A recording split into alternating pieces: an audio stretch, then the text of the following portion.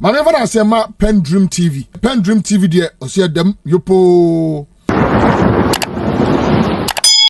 Mema wakwaba e de ba PENDREAM TV so make sure say obe subscribe to channel no click bell so say the news to our sabe to me aka ntem no watie afa so sure say obe like na wa comment no share ama afoforo so nsaka na comment section ho so no opese wo kire wa adwen abetimi e de wadwen kire ato honom na amanfo so anya bia kenkan na onim say PENDREAM TV there eye nsem a ekoso wo Ghana yam politics mu ne de ba na saka ya ne de abranti na so me video I saka pese no che na ye de ba nti me mo modern astro so obehwe video we amana si awie na wa kire wa adwen e comment section na se yenko video. I mean, when it comes to even the dollar argument, even the dollar, yes, nominally dollar had gone way lower. Garandi, is it true that by the time President Kufuor was leaving office, what they handed over to them was about 1.2 Ghana by 2008 when they were taking office, and by the 2016 they were leaving. Is it true that it had gotten to 4.6, 4 point something thereabout? That's about 400% increase. If we want to live by their arrangement and the way they did it, by now we should be buying dollar at 16 point something Ghana cedis. So yes, the devaluation of the currency is going. Nobody is happy about it. But the fall under the previous administration, yes, there was a fall. There's always been a fall anyway. But there was a fall under us. There was a fall under them. There is a fall under us. But go and compare the rate of fall, and you will see that, yes, we have all not been proud of the way the thing had fallen. But one is doing it better. That's what Dr. Bawumia is saying. One of us is doing it better. I have, whenever this dollar conversation drops, I said, if His Excellency John Dramani Mahama comes tomorrow and tells you your dollar will stop, I'm telling you it will not stop. There are things, everybody knows the things that we have to do for our currency to remain relevant within the scheme of things. Everybody knows. And it is not by political promise. I have said this thing everywhere I have been. Nobody will come and promise you the dollar will stop tomorrow. It didn't stop when the NDC took office. It didn't stop when Adade took office. And it will not stop if anybody takes office tomorrow, if Dr. Bawumia takes office, if we don't improve. But look at the Japanese. They are producing, they are exporting, they are doing all the things. Can you tell us why it has not stopped? In my opinion. Because you promised that it will stop. Yes. Even at a point in time, you told us that you have stopped it. Yes. Daddy, the dollar will not stop until, number one, we try to balance our trade. So if we don't balance our trade, in my opinion, so that we will not always be rushing for dollar to go and buy something from somewhere, whatever, go and take things that we don't even need. You buy a charger, it doesn't work, but we used dollar to go and buy it. Those things will not stop. But all these things were contained in Dr. Bawumia's Restoring the Value of the Cedi lecture. So he is telling that he directed us to go and download. But he is telling you that even in that, we are saying we try to do something about it. And that is why the people of Ghana should listen to what the MPP is saying.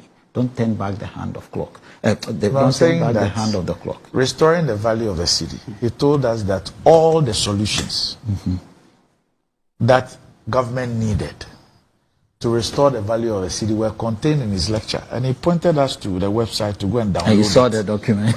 To go and download it. Yeah, you saw the document.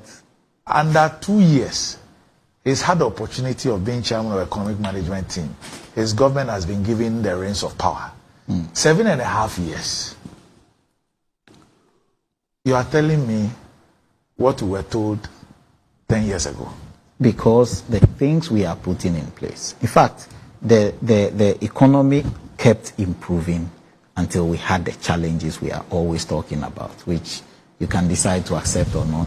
But the challenges of COVID and all the world challenges that always hit us whenever it happens elsewhere, Ukraine and all that, whether we like it or not, whenever they catch a cold, When they sneeze, we catch the cold. And it always happens. In 2008, it happened. There was a credit crunch somewhere, and we bore the brunt. So what I am saying is, whatever Dr. Bawumia said, he prescribed solutions. And he is telling the people of Ghana today. But he had the opportunity. You know, when he prescribed the solution, he was an opposition member. Yeah. He's had the opportunity of being in office for 7.5 years. Yeah. And he's still prescribing solutions? Randy, are you sure he's prescribing solutions? He's giving you what he thinks will work. Look, I have always said exactly this. What it In is. his speech, he mentioned the fact that, and I'm trying hard not to go there, but you're still pushing me there. I'll pass there and move on. In his speech, he made the people of Ghana understand that I was part of a team, that I was just one of the players on the team. And I can advise. But when I give the advice, let's say there's a cabinet meeting. He's one man. His Excellency the President will be there and other cabinet members. So he will say, no, Momo is not a good thing to tax, because it is targeting the below the belt group of people. Let me put it that way, just to borrow the word. So let's not tax. And somebody says, oh, no, we have to tax. And another person, what is the worst thing that will be done? There will be a vote. And then they take a vote, and you lose. So you will say, because my opinion was not taken, cabinet is bogus, and I will not be part of. No, it's a democracy. So if I believe that, if Dr. Bawumia believes that these are the things I am prescribing, and other team members in a democracy believe that we could go the other way around, and we believe a route A will work, your route is not what, and we go and try and it doesn't work. And the man says, yes, but I told you this route is better than that route, so let us go this way. Now, I am going to hold the seat. And the president has executive powers. That's all he's telling the people of Ghana. That if I am president and I have executive powers, the final signature on the document will be mine. And most of the things I have told you we will do that will let the economy prosper, we will do them. It is among the two candidates, the two running candidates, let me put it that way because there are other candidates. Among those two, the two, one has been president before, and his record is there to show. And I am not scared any day when anybody says, bring a debate. I'm not scared. A debate on the basis of what? You said one has a record, one doesn't have a One record. has been given the opportunity from vice president. I will say this again, because I've said it severally. One was given the opportunity to become the president of the Republic of Ghana. And he said, as president, I will do A, B, C, D. It was the same president that he was saying under him, we couldn't even afford chalk in a normal economic environment. But is that thing true?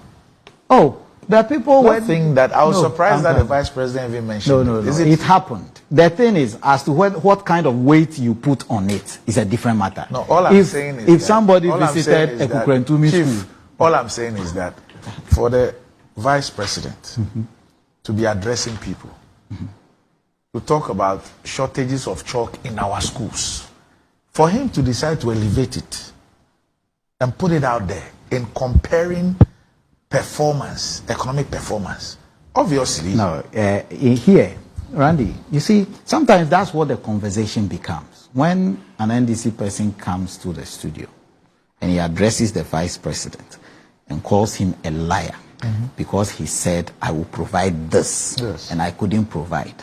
When he gives you that punch, I will tell him, under you couldn't even buy chalk. That's where the conversation always comes in. No, you understand? I'm not sure. So if I'm not sure you are you, saying that is what the vice president was engaging, that he was responding to an NDC panelist. He spoke about issues that, to him, under the NDC, he said, here it is better than there. Yes.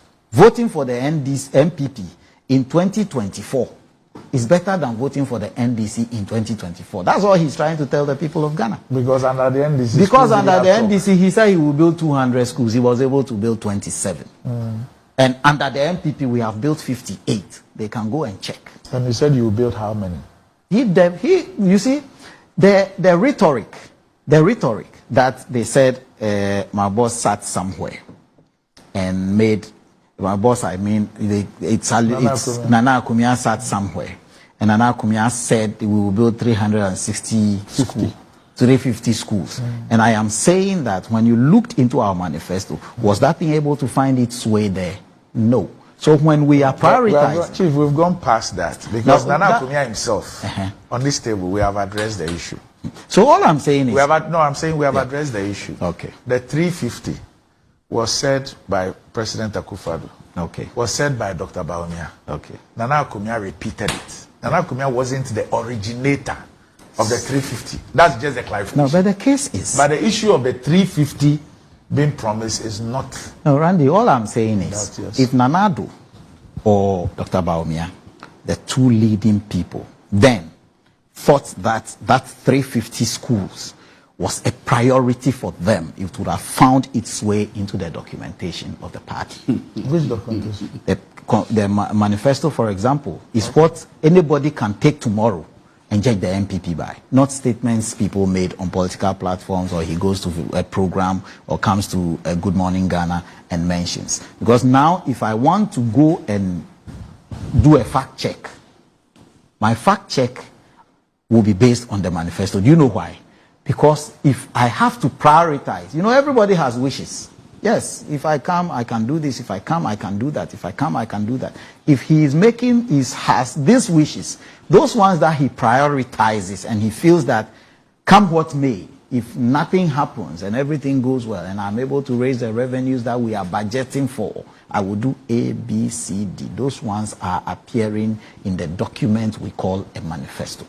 So when let's say COVID struck and you have to now prioritize, will you leave the one that you are targeting, the ones that you have said I want to put money on, and go and do the one that you promised somewhere? Whenever presidents and presidential, His Excellency John Dramani Mahama is visiting chiefs and everybody, and he's making promises. But when he sits on the seat and he had to prioritize, yes, he may wish he built a school for some chief, he did this for some community, he did that. That when it comes to prioritization, the one that he promised you off the grade will have to wait for the ones that he has documented and had told the people of Ghana, I will do this for you.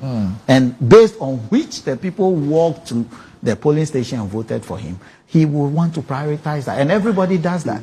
Randy, you do that at home, right? Which of the MPP manifestos has the National Cathedral in it? You are fearing of. So I just want to understand how something which is not a priority can have about $400 million. I think you are trying to argue for me. The National Cathedral. No, I want to understand you. Yes, in my opinion, the National Cathedral would have not moved as it should, because it is not one of the things that when the West comes to the West, the president will prioritize. He wants to build a cathedral for God. Yes, I support that 100%. I'm a Christian. But when trouble comes, let's say like COVID struck, like challenges happen, like his revenues he is expecting do not come, like what he wants to actually do, things are not going as they should, and he has to prioritize. Which one would he prioritize? The one that he promised off the table is exactly what I just said. What you are saying is exactly what the ones he promised off the table, or the ones that are in black and white that is in front of him. All I'm telling you is that what was promised off the grid, as you put it, has guzzled $400 million. That is a different matter. It's a different matter that we have to discuss. But what I'm saying is, as a party in power, when challenges come, when revenues are not coming, when you will want to prioritize. As a human being, that's what we do. All right. And when it happens like that, Randy, the off the grid promises will have to wait. Okay, all right, Ernest. It's been engaging.